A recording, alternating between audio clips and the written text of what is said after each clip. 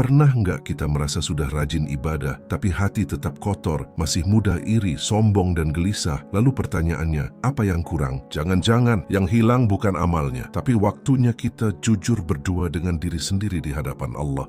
Kalau kamu ingin memahami rahasia, kenapa Nabi justru dipersiapkan dengan kesunyian sebelum menerima wahyu, tekan subscribe sekarang di Lentera Kisah. Penjelasan ini bersumber dari Syekh Ramadan Al-Buti yang mengupas bahwa uzlah bukan sekadar menyendiri, tapi cara membersihkan penyakit hati yang tak terlihat. Tonton sampai akhir, karena bisa jadi ini yang selama ini kita lewatkan. Sekarang mari kita mulai. Menjelang usia 40 tahun, arah hidup Nabi mulai mengalami perubahan yang sangat halus tapi pasti. Allah menanamkan dalam hatinya kecintaan untuk menyendiri. Bukan karena lari dari manusia, tapi karena ada tarikan kuat untuk merenung, menjauh sejenak dari hiruk-pikuk Makkah yang penuh kesyirikan. Beliau mulai memilih Gua Hira, sebuah tempat di sisi utara Makkah. Di sana beliau tidak sekadar diam. Beliau beribadah dengan cara yang diwarisi dari sisa ajaran Nabi Ibrahim, mengingat Allah, merenungi ciptaannya, dan memikirkan keadaan manusia saat itu. Kebiasaan ini tidak berlangsung sekali dua kali. Beliau melakukannya berulang, kadang 10 hari, kadang lebih lama, bahkan sampai sebulan. Setelah itu beliau pulang ke rumah, menemui keluarganya, lalu tidak lama kemudian kembali lagi ke Gua Hira dengan bekal baru. Siklus ini terus berulang. Ini penting, karena masa ini adalah fase persiapan. Hati beliau dibersihkan, difokuskan, dan dijauhkan dari kebisingan dunia sebelum memikul tugas besar sebagai pembawa risalah.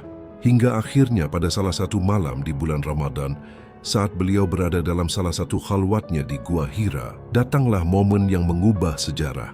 Wahyu pertama turun. Saat itu usia beliau genap 40 tahun. Dari sini kita paham ini bukan kebiasaan spontan.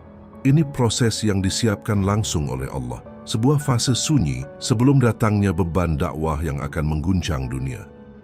Khalwat yang ditanamkan dalam hati Rasulullah sebelum masa kenabian memiliki makna yang sangat besar, dan ini bukan hanya penting bagi beliau, tapi bagi seluruh kaum muslimin, terutama bagi mereka yang memikul tugas dakwah. Hal ini menunjukkan bahwa seorang muslim tidak akan sempurna Islamnya meskipun ia telah menghiasi dirinya dengan berbagai keutamaan dan menjalankan berbagai bentuk ibadah.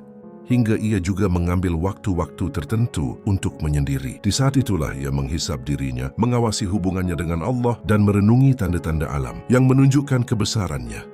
Jika ini berlaku bagi setiap muslim, maka bagaimana dengan orang yang ingin menempatkan dirinya sebagai penyeru kepada Allah dan penunjuk jalan kebenaran? Karena dalam jiwa manusia terdapat penyakit-penyakit yang tidak dapat dihentikan, kecuali dengan obat berupa khalwat.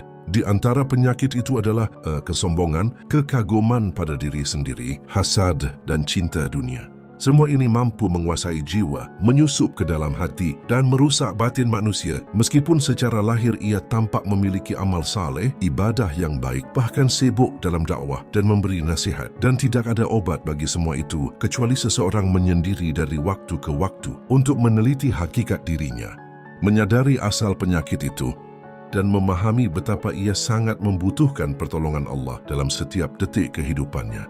Kemudian ia merenungi manusia, betapa lemahnya mereka di hadapan Allah, dan bahwa pujian atau celaan mereka tidak memiliki manfaat yang hakiki.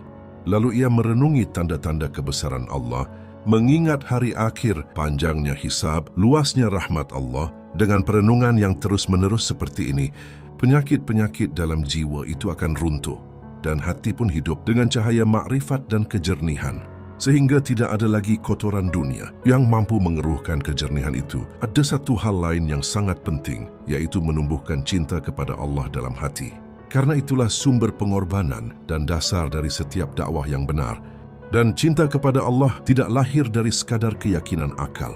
Karena perkara-perkara rasional saja tidak pernah cukup untuk menggerakkan hati. Jika itu cukup, maka para orientalis akan menjadi orang yang paling beriman dan paling besar cintanya kepada Allah dan Rasul-Nya. Atau pernahkah ada seseorang yang mengorbankan dirinya demi sebuah rumus matematika? Jalan menuju cinta kepada Allah setelah iman adalah dengan memperbanyak tafakur atas nikmat-nikmatnya, merenungi keagungan dan kebesarannya, serta memperbanyak zikir dengan hati dan lisan. Dan semua itu hanya bisa terwujud melalui khalwat, menjauh dari kesibukan dunia dalam waktu-waktu yang terpisah namun terus berulang.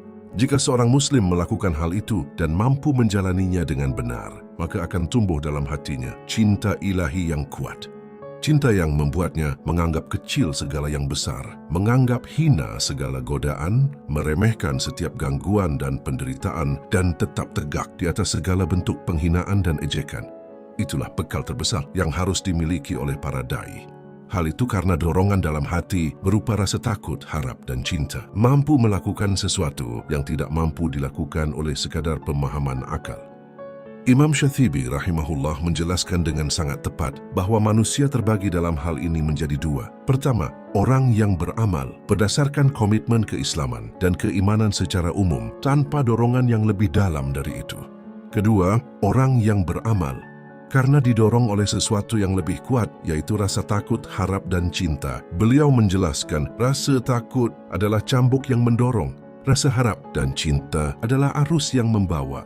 Orang yang didorong oleh rasa takut tetap beramal meskipun ada kesulitan. Karena ia takut pada sesuatu yang lebih berat, maka ia mampu bersabar atas sesuatu yang lebih ringan, meskipun itu tetap terasa berat. Orang yang didorong oleh harapan juga tetap beramal dalam kesulitan. Karena ia mengharap kesempurnaan ketenangan, maka ia sanggup menanggung kelelahan yang penuh.